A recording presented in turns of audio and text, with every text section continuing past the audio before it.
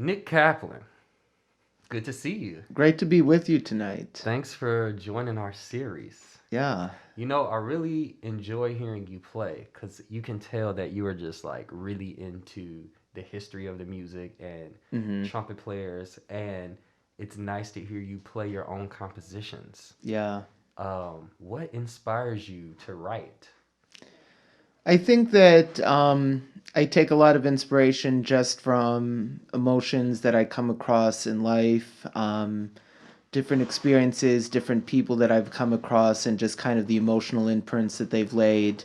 I think sometimes I come to the piano with an idea and I just try to kind of build and build different interlocking parts. So there's some composers who they kind of hear everything in their head as one joint piece, and that's wonderful. But for me, I kind of approach composing as like sculpting. Like you take a piece of stone and you kind of chip away at it and chip away, and eventually it takes some sort of form. And so I think composing is a gradual process and it kind of waxes and wanes. Some days you feel really inspired, or some weeks you just knock out a bunch of tunes, and other moments, you need to let that life energy catch up with you. And that's kind of a philosophy I'm trying to bring to other parts of my life as well. Life energy. I really like that Yeah. phrase. So you went to New Trier High School, Yes. which is known for its jazz program, Yes. and then you didn't do jazz at school, That's true. but you still pursue jazz. Yeah. So, there were a lot of different factors behind that decision, but I think in the end of the day, I think there was a lot of value that came from not pursuing jazz, even though jazz is something that I have a lot of passion for, maybe the most passion for. And I think part of the reason is that going to Northwestern in its liberal arts program and studying sociology from a lot of really great luminaries in the field, I think gave me a lot of much needed perspective that when I talk with like folks like you and other people who were either primarily or jointly music majors, I often find out that there are gaps in that education that if you're not actively pursuing this knowledge, you don't get. And that's kind of concerning because as a sociology major, you learn about social movements and you learn about how different sociological factors impact into how art is created, how history takes shape. But in the United States, most jazz studies majors, they never learn why the history of bebop happened, like why that particular moment in terms of post-war economics, in terms of particular inflection points in the civil rights movement, in terms of not even just in terms of race and class, but also in terms of the music industry, because you were coming out of the post-war era. You had like a recording shortage, you had like a copyright scene where like the reason we have songs like Now's the Time and Ornithology is because cats had to kind of be like, okay, how can I monetize this music and not have to pay the piper when the piper was being really inequitable. So there's all this knowledge and wisdom, and in the old days you'd be able to set up shop on like 52nd Street, or the jazz scenes that are now largely gone on the South Side in Chicago, and just like learn this from your next door neighbor. And now it's in the academy. And so when I was in my undergrad, I ended up doing a undergraduate thesis about bebop as a sociocultural movement, and I came across this really great book by Amiri Baraka, then known as Leroy Jones, called Blues People. Mm-hmm. And I was seeing like other people on the scene at that time, like there was this really great vocalist a number of years ago in Chicago he was talking a lot about this book. And the book, it goes through the entire history. It's only like 180 pages, through slavery and post Jim Crow, and then in the Great Migration, just kind of going through section by section of how the sociality shaped the music. You think this is a book that would be like like your A Tale of Two Cities in Standard. English class in jazz programs, but like it isn't. So it's like, and I think one really great thing that an underrated thing that has come out of a lot of the discussion around racism and anti-racism since George Floyd is you're also starting to see a lot of mainstreaming of stuff that came out when I came into college. So when I came into college, Nicholas Payton came out with his really infamous blog post, or to many infamous, about BAM, Black Mm-hmm. American Music. And, I just remember the time people were just losing their, Mm-hmm. I got to cover the mic Right, down right, there, but right. people were really uncomfortable with the centering of, race and Mm-hmm. blackness in music. Another really pivotal experience is, I remember still to this day, a friend of mine posted this video. It was this orchestration of Jay Dilla by this really great orchestrator, Miguel Mm-hmm. Atwood Ferguson, out in Mm-hmm. California. Mm-hmm. And to hear that combination of instrumental music and hip hop, and then that was around the time Robert Glasper came out, that really Mm-hmm. changed my perspective on music. Because to that point, Oh. I was one of those kind of like jazz nerds who's like, I won't listen to anything other than jazz, or I'm just, Mm-hmm. just listen to Blue Note and Miles Davis and Columbia and all Mm-hmm. that. And it's like, I think had I been in the jazz bubble, I might not have had that kind of outside perspective to be like, these are these other forms of music that are so influential. And it really opened me in a way that I think that in certain aspects the Academy, just as a standalone, might not have done.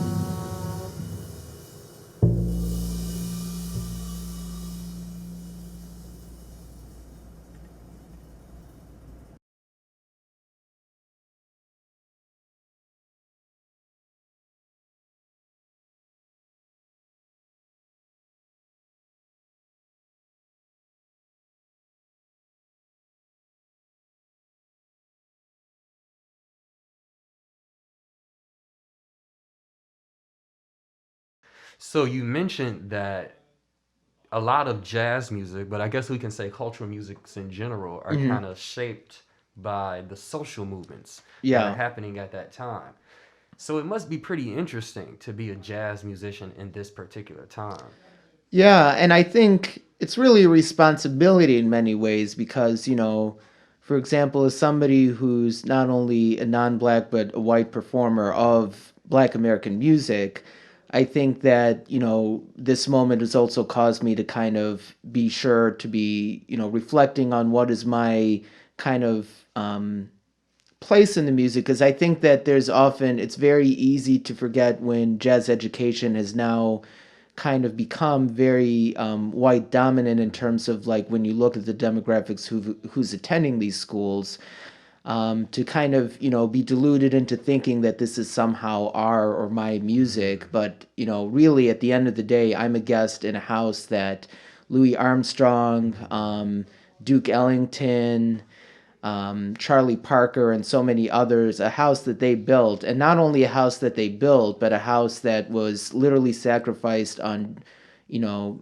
all the sacrifices they had to make as artists, as people living in, there's a great anecdote, about Charlie Parker, people wondering, well, why did Charlie Parker have, mental health issues? He's this, brilliant, musician, Stravinsky was into him, all these people fawned over him. And in the late 40s, early 50s, when he was around, and one could argue how much that has changed in society, but certainly at that time it was not a society that was able to embrace Black genius.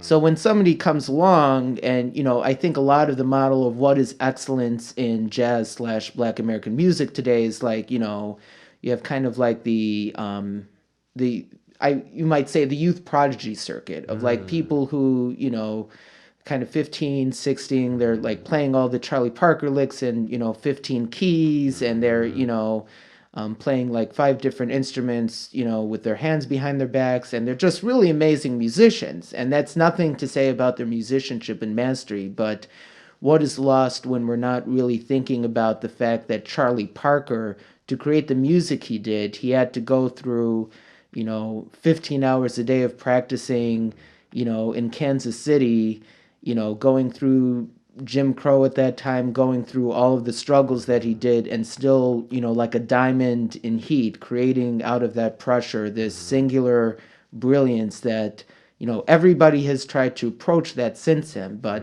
there's only going to ever be one Charlie Parker.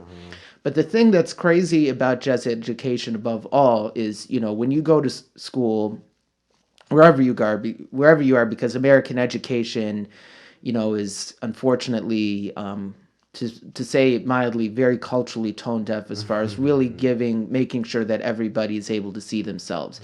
You see posters of Beethoven and Mozart and Wagner again, and all these wonderful people who are not from the United States. They have no, it's not like we're talking about John Adams if he were a composer, or George Washington, like no real cultural annotation. But you have Duke Ellington, and Duke Ellington, Count Basie, um, Miles Davis, and all these great artists of the art form, and they're not really within the cultural zeitgeist. And then another thing that I was thinking, so after our session, I was at my home, and was watching this really amazing video of John Coltrane on TV. Thing of it is, it wasn't on an American television station. It was on a German TV station, because again, there's this persistent discomfort. So when I have this privilege to be able to do a live stream, that is accessible, it's in my own hometown, it's accessible to friends and family who are living here, but the masters of the music didn't get that same privilege. I think that, at the very least, whatever you do with that knowledge, that's something we have to sit and pause about, because these are, without these people, without Woody Shaw, all the sacrifices he went through, having, going to Europe and, losing his eyesight and all of those things to be able to create this music. And, I might be able to play some licks like him, that doesn't make me Woody Shaw, because Woody Shaw went through something that is very specific to the life experience that he came out of, and something that has to be humbling to us as artists. Yeah, it's really interesting and fascinating, I think, to consider the fact that they were kind of innovating this music in a time where the surrounding society not only didn't appreciate them, but like actively try to suppress it. Like, just think Yes. about the fact that dancing in clubs became illegal because of Hmm. jazz music, right? So Right. Charlie Parker, while he did innovate and have these crazy tempos to show Hmm. it off, a large part of that also was because like at a certain point there just weren't people dancing anymore, right? And there's a really interesting connection between jazz music and the war on drugs. Mm-hmm. So have you ever heard who was the first celebrity drug Louis sting? Armstrong.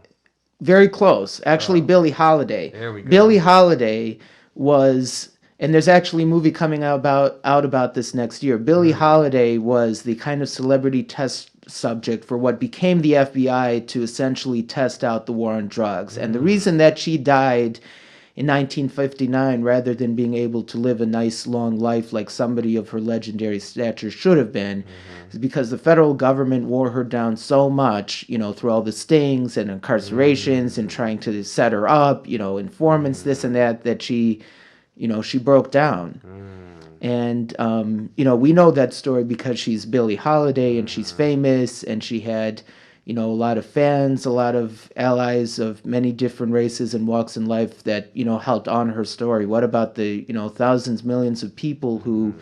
didn't have those connections, didn't, their stories are now forgotten. Right.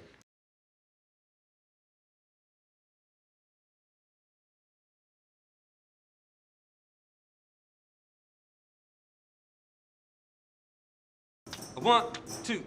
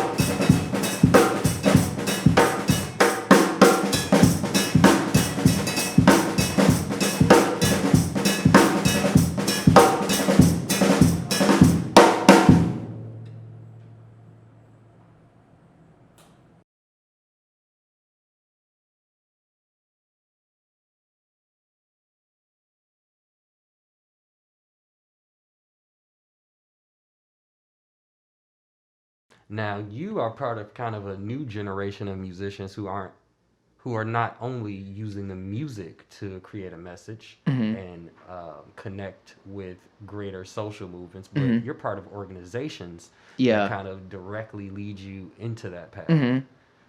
So one organization that I've been organizing with right now is based in the 46th Ward, the 46th Ward Neighbors Against Police Violence, and they're actually an affiliate of this Chicago-based organization called CARPER, which is the Chicago Alliance Against Racist and Political Repression. It came out of this national organization that in 1974 helped organize Angela Davis to get out of prison, which was one of the great, kind of political prisoners story, and she beat the system. She was one of the few people in the 70s who, they targeted all of the Black Panthers and they targeted all these scholars, and she won. And rather than saying, thank you, I'm out, leave me in peace, I've earned my laurels, which she did, all the way back in 1974, and she's still out. She was in Oakland during the George Floyd uprising still now. She was like, no, let's use this momentum that helped me, that, because I realize I have this platform and this visibility to help other people who don't have that visibility and that platform, who maybe, don't have that same respectability or that same kind of, Even mass appeal, education. yeah, in education, but that doesn't mean that they deserve to be stuck in a cell or, killed or targeted by the state. So here in Chicago, the alliance, as it's called, has had a really unique policy platform that they've been trying to advance for several years called CPAC, which is the Civilian Police Accountability Council. And right now, there are 19 out of 50 aldermen who are in support, to one degree or another, of that ordinance, which would provide democratic control over the police budget, over hiring and firing superintendents, over subpoenaing, documents. So, the recent tragedy that we had here in Chicago involving a body cam, we wouldn't be waiting, a year and 3 months for that. It would have happened, yesterday. And then the mayor putting out a statement talking about Right. how unfair it is that the Right. video came And out. one real sticking point, so not to get too much on our elected officials, but Right.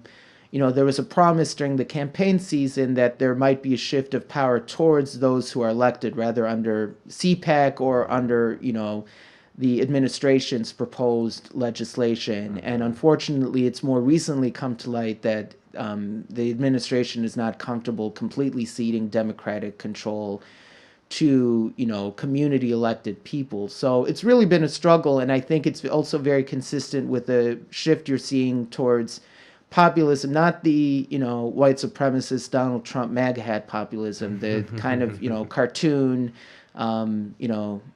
on electrolytes version, but the actual version that says, look, in order for us to survive this pandemic, in order to survive this austerity, we need to come together and really build power across differences in order to survive. Because, I remember learning about the, the Ides of March, or what is it, the explosion of Pompeii when I was a kid, and it made a really nice picture book. But I don't think that us or, our children want to be around to see the end of human civilization. So if we want to avoid that kind of path, we're going to have to build power collectively and not, not just kind of throw our hands up and say, it's over. Well, thank you, Nick. Those are some really insightful points. And in case somebody wants to hear more of your music, where can they find it? So I have a SoundCloud right now. It has a lot of kind of pre-packagings of a lot of big band music I write because I'm really passionate about big band arranging. I'm also starting to build a little bit of an Instagram following. So, periodically you'll see me there in the shed, trying to get to that next level, that which is always an aspirational level that we never quite get to. But Right, it's right. just we move the line a little further, and then we get, and continue that process.